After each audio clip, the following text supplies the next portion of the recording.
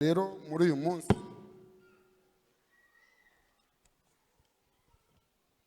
kiravuga ngo wubatse kuki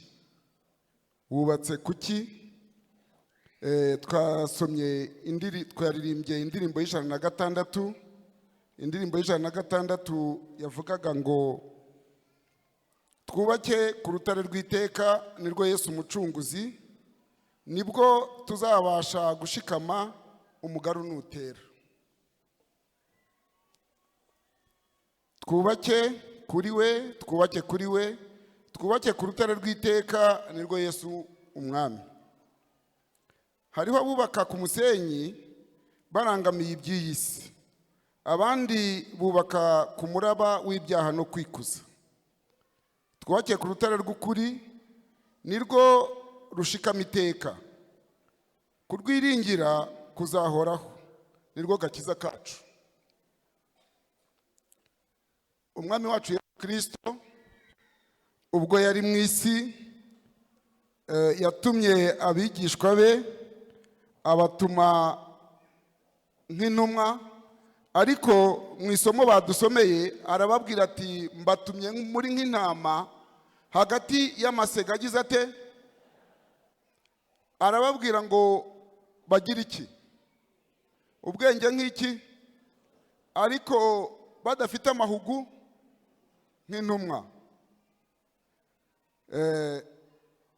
Mu by'ukuri uyu mwami wacu dukunda yaje muri iyi si atubwira byose, ntacyo yaduhishe. Muri iri somo twasomewe ryo muri Matayo mu gice cya 10 umurongo wa 16 niho hatubwira ibyo.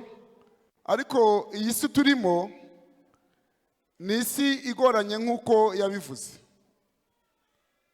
Iyo ntekereje ibihe twabayemo, ngatekereza ibihe turimo, ngatekereza n'ibihe umwami wacu yabayemo, numva nibaza byinshi. Muribuka mu gihugu cyacu, nshima n'Imana cyane ko ndi mu Rwanda, nshimira Imana igihugu turimo cy'u Rwanda, ko Imana yaduhaye igihugu umuntu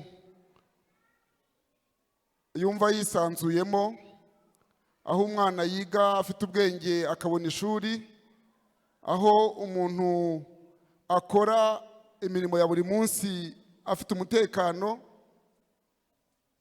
aho dufite ubuyobozi bwiza bwifuriza abaturage babwo ibyiza. Ariko icyo gihugu turimo kiri mu isi, nibyo? Nubwo kimeze gutyo kiri mu isi. Nubwo uyu munsi dufite umudendezo, nubwo uyu munsi mbasha guhagarara hano nkavugana namwe, ariko turi mu isi. Itorero rya Kimisagara ni itorero nashimye cyane gahunda zanyu nziza, mufite gahunda nziza. Ni itorero rikora umurimo w'Imana.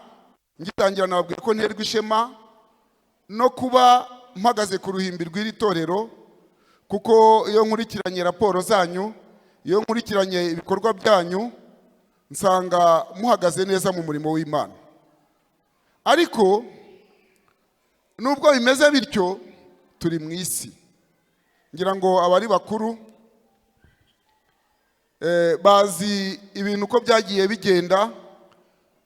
Abafite imyaka nk'iyanjye cyangwa se n'abo nduta gato, hari igihe cyabaye umunyarwanda akaba afite ibibazo. Twabonye bibi, twabonye abantu bahiga abandi, umuntu akaba adabasha kugira aho yihisha, bakamuhiga. Ndimo ntegura iki cyigisho, nasomaga iby'akaga gaheruka kazashyikira abakirisitu, maze nsubira inyuma muri iki gihugu cyacu ku byahabaye. Singira uwo mpungabanya, ariko maze ntekereza ibintu byabaga umuntu adafite aho yihisha. Abantu bafata imbwa, jye nari mu cyaro ntabwo nari ndi muri uyu mujyi, bakajya mu ishyamba bagahiga abantu nk'uhiga inyamaswa. Umuntu adafite ubwihisho, mbigereranya n'ibizaba mu gihe giheruka, kandi Bibiliya itubwira ko byo bizaba birenze, bizaba bikomeye. Ngo azaba ari umubabaro wande, bizaba bikomeye. Natekereje nanone ku intumwa zatubanjirije, abatumye ubu butumwa butugeraho. Muzi ibibazo bahuye nabyo, muzi ko bahizwe, muzi ko babeshyewe. Umugaragu w'Imana Paulo tumaze iminsi twiga mu cyigisho, muzi ko yafungwaga inshuro nyinshi, agakubitwa, akagirirwa nabi kandi arengana, ahubwo azira iki? Ariko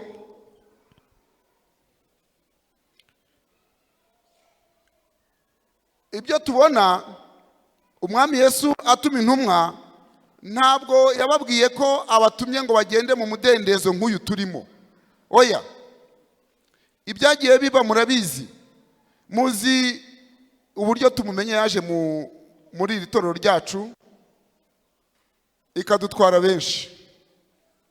Nimugoroba ubwo naganiraga n'umuntu tugenda, twavuze kuri tumumenye, twibuka abantu twasenganaga, abantu batwigishaga, abantu baraba imbere, yagiye idutwara. Burya ni igitero cya Satani. Ntabwo Satani we yicaye, arakora pe. Kandi no mu byigisho by'ishuri ryo ku isabato, umudiyakoni kazi amaze kudusomera, mwabyumvise. Satani arakora, afite amayeri menshi. Tumumenye ivuyeho, Satani akomeza kugaba ibitero. Muribuka amasuku yaduka, leta igafunga insengero. Leta yo nubwo twe twarangara, ariko yo ntabwo irangaye ku baturage bayo. Umwanda ubasha kugirira nabi abaturage b'igihugu, maze bakarwara. Leta rero ntabwo ibyo ngibyo byo ibikunze, yaradukangaye ifunga insengero ho gato. Ariko abari abakuru b'itorero n'abizera abandi, ngira ngo mwabonye ibyakurikiyeho. Ndibuka ko icyo gihe twajyaga tujya gusura abizera mu ngo ku isabato ngo turebe ko basenga. Aho twagiraga tugasanga batetse, abandi tugasanga barimo bafura, abandi tugasanga bigiriye mu kazi. Mbese ibyo nabyo hari abantu byashubije inyuma, mwarabibonye? Ni ingorane rero. Ibyo byose ni ibitero umwanzi yagiye agaba. Arakomeza, biza kugera igihe nyine, ubwo urumva icyo gihe byarabaye. Leta ibonye ko amasuku yakozwe, parikingi zakozwe, amatoilette yabaye meza, irongera dufungurira, turongera dusubira mu rusengero. Kabusunzu twamaze ukwezi kumwe gusa tugaruka mu rusengero. Ariko n'ahandi niko byagiye bigenda, bagiye batunganya ibyo batunganya, ibyo basabwaga bakagaruka mu nsengero. Hakurikiraho Covid yo izanye ibindi. Izanye indwara. Mbese izo ndwara muri Matayo 24, mu bimenyetso Yesu yavuze bibanziriza kugaruka kwe, nabyo birimo indwara z'ibyorezo. Yego, Covid ije iza, abantu bamwe babibonye baza babivugaho byinshi, abenshi tubigiraho ikibazo, ndetse biratugora cyane. Cyari icyorezo, twumvaga abantu bapfa hirya no hino, sibyo? Ariko ku rundi ruhande tukumva n'andi majwi atubwira iby'iyo ndwara.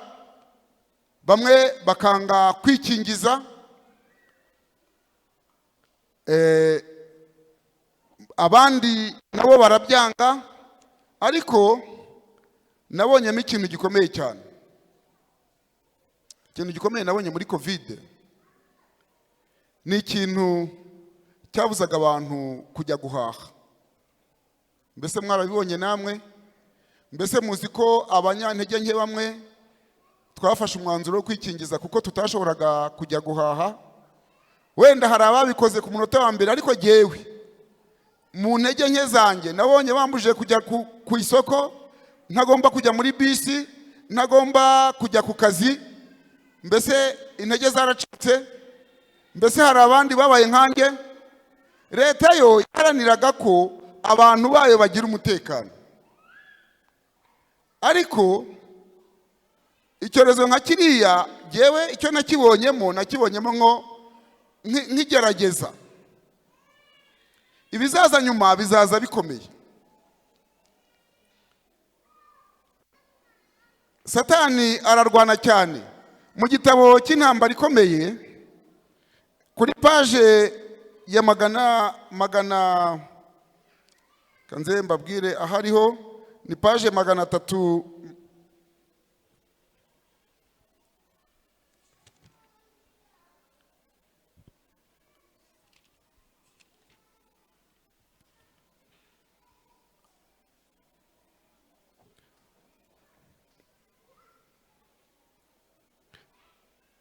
ni 412 414 hatubwira ko Satani akora uko ashoboye kose, ariko baratubwira ati Satani nanone akorera no mu biremwa kugira ngo yigarurire abantu benshi batiteguye.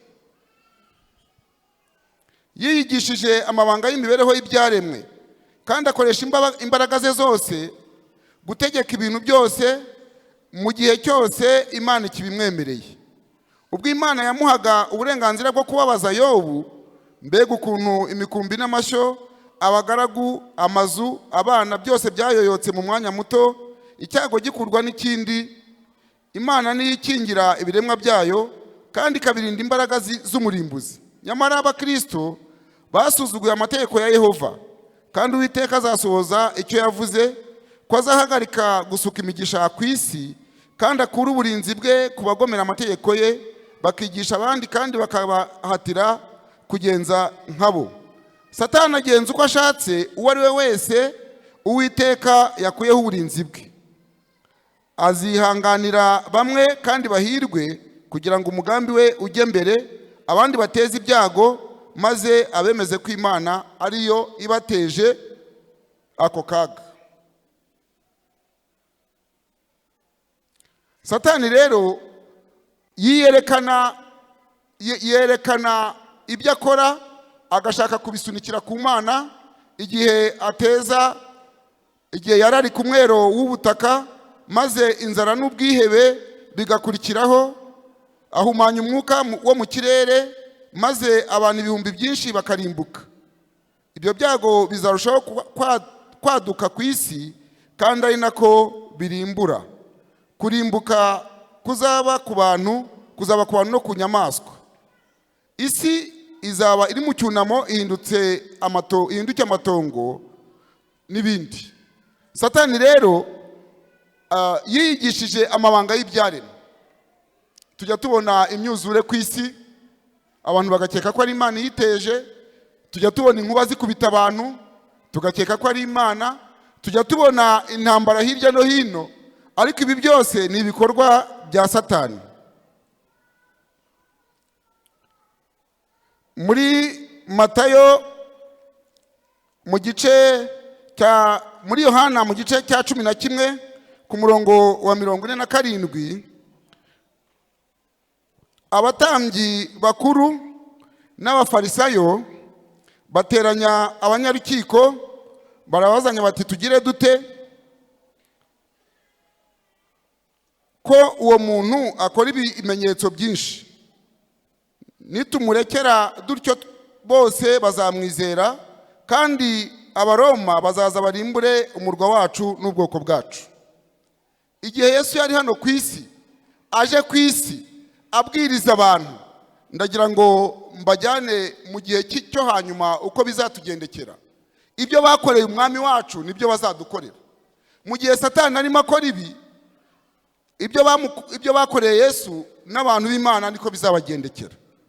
Yesu ubwo yari mu isi yigisha, abatambyi nibo bamugambaniye, maze babonye ibyo akora, baravuga bati uyu muntu abantu barimo baramukurikira, maze baravuga bati ubwo nakomeza gukora nk'ibi ngibi abaroma bazaza barimbura umurwa maze barimbure n'ubwoko bwacu. Ibi ngibi rero bituma abantu bari mu bihe biheruka bazahura n'akaga. Muri Matayo mu gice cyaho cya 7, Matayo 7,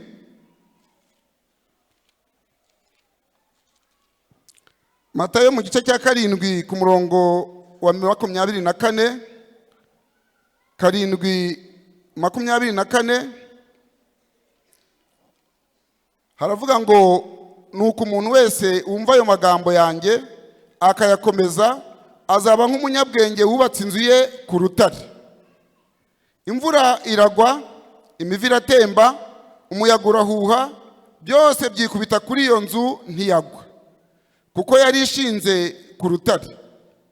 Kandi umuntu wese wumva ayo magambo yanjye ntayakomeze azaba ari nk'umupfapfa wubatse inzu ye ku musenyi.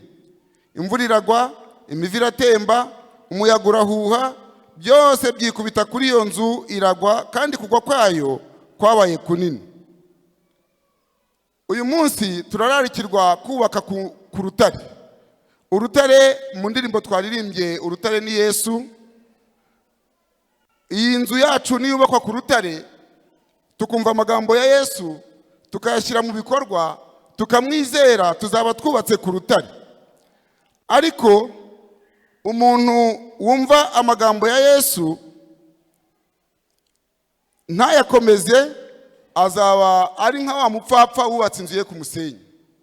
Mbese uyu munsi wowe wubatse kuri nde? Mbese wubatse kuri Yesu cyangwa wubatse ku musenyi?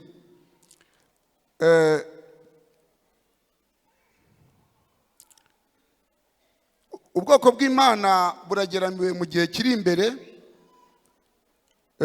Mu gitabo cy'intambara ikomeye paje 431 ngo haravuga hati ubwo isabato izaba ibaye intandaro idasanzwe y'urugamba rwa gikirisitu, maze amadini n'ubutegetsi bw'isi bikifatanyiriza hamwe guhatira abantu kuruka ku munsi wa mbere w'icyumweru, umubare muto w'abazinangira bakanga gukurikiza ibyo rubanda nyamwinshi ibategeka bazahindurwa ibishungero mu isi. Hazategeka ko izo nkehwe zihangara kurwanya itegeko ryashyizweho n'itorero na leta zidakwiriye kwihanganirwa, ko ahubwo ibyarushaho kuba byiza ari uko bababazwa kuruta ko isi yose ijya mu rujijo no kudakomeza amategeko. Mu myaka isaga 2000 ishize, ikirego nk'icyo cyashyizwe kuri Kristo ashinjwa n'abatware na rubanda. Kayafa aravuga ati mbese ntimutekereza ko ari byiza ku bwacu ko umuntu umwe yapfira abantu kuruta ko ubwoko bwose bwarimbuka? Icyo kirego nanone kizaba nk'igisoza. Itegeko rizacirwa abazaziririza isabato y'itegeko rya 4 rihamya ko bakwiriye igihano kirusha ibindi kuba kibi, maze bagaha abaturage uburenganzira ko nyuma y'igihe runaka bazabica. Ibi ndimo mbisoma nahise ntekereza kuri iri tegeko niriramuka ritanzwe. Abantu harimo byinshi bavuga, ariko iki gihe bagategeza abantu abandi, bakavuga bati aba bantu nibo batuma ibibazo bigera ku isi, aba bantu nibo baduteje akaga. Mbese mutekereza ko bizaba byoroshye? Mbese mutekereza ko hari aho umuntu azaba afite guhungira? Bizaba bikomeye. Rero niyo mpamvu mbasaba ngo uyu munsi twubake ku rutare, twubake kuri Yesu, dushikame, tube nka Pawulo wageze mu nzu y'imbohe ariko ntaterwe ubwoba, ntahindishwe umushitsi nuko ari mu nzu y'imbohe, ahubwo agakomeza kwizera kwe, agashikama kugeza ku ndunduro. tube nk'intumwa. Murabizi uko zagiye zigenzwa, natwe bishobora kudushyikira turamutse uyu munsi Yesu agarutse tukiriho. Mu iherezo ry'isi rero abana b'Imana bazatotezwa, ariko icyo turarikirwa uyu munsi ni ukubaka ku rutare ari we Yesu. Imana rero iduhe umugisha wayo. Indirimbo iri busoze ni indirimbo ya 259, ni indirimbo ya 259, ngira ngo twumva amagambo yayo, ivuga ngo inkomangiro yawe yafata umuraba w'ibyago uguteye. Inkomangiro ni ikinyarwanda hari gikakaye, ariko inkomangiro ntekereza ko ari igiti cyangwa icyuma bashinga bazirikaho ubwato kugira ngo umuraba utabutwara, sibyo? None se inkomangiro yawe yafata umuraba w'ibyago uguteye ukagukanangira nk'ingoyi. Gukanangira ni uguhambira cyane. Inkomangiro yawe izashikama. Mbese ibibazo nibiramuka bije nk'ibyabaye kuri Kristo, nk'ibyabaye kuri Paulo, nk'ibyabaye kuri Filipo, nk'ibyabaye ku zindi ntumwa zose, nk'ibyabaye kuri Timoteyo, mbese inkomangiro yawe izashikama? Ariko arikiriza ati dufite inkomangiro itsika, imiraba yiyungikanya. Inkomangiro ku rutare, ikomangiye ku rutare rushikamye. Iyo nkomangiro ishikamye ku rutare rushikamye, umukiza wacu. Nibitsitse rero ntizateraganwa, ifashwe n'ukuboko k'umwami. Haleluya. Imirunga ye iraduhuza bitewe n'imbaraga yikomeye. Izashikama mu gihe kibi, ubwo imivu izabihurura. Umuyaga w'ishuheri usheze ntabwo bizarenga ku bwato bwacu. Ndetse no mu gihe kibi cyane twifuza amazi yaduhembura, tuzatsika ku nkombe z'ijuru. Umugaru ushire buheriheri. Ubwo igitondo kizatangaza n'amarembo arabagirana, tuzatsika ku nkombe z'ijuru, umugaru ushire buheriheri. Imana yacu ishimwe. Nubwo ibi bimeze gutyo rero, ku bazashikama ku ijambo ry'Imana, Imana izadufasha iduhagarikire, maze tuzatsike ku nkombe z'ijuru, twitahire mu bwami bw'Imana. Ibyo nibyo nifuriza iteraniro ryose, kandi nanjye mbyifuriza mu izina rya Yesu. Imana ibahe umugisha.